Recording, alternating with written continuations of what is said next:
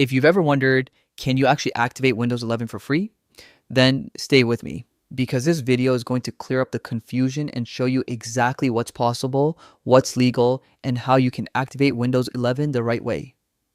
Before we dive in, if you find this guide helpful, make sure to subscribe and drop a like. It really supports the channel. So let's get into it. First things first, open your Windows 11 settings. You can do this by clicking the Start button at the bottom of your screen and selecting Settings, or simply search for it in the Start menu. Once you're inside Settings, look to the left sidebar and click on System. Now scroll all the way down until you find the option called Activation. Go ahead and open it. Here, you'll see your current activation status.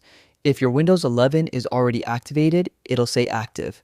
But if it's not activated, don't worry. You'll see an option to change product key.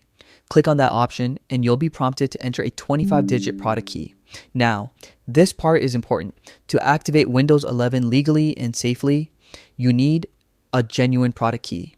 This can come from a digital license you purchased online or from a key that came with your Windows DVD USB installer or a pre-built PC. Enter your product key into the box, click Next, and Windows will begin the activation process. Once it's confirmed, your system will switch to an activated state, unlocking all personalization features, removing watermarks, and ensuring you receive full security updates. And here's something many people don't know.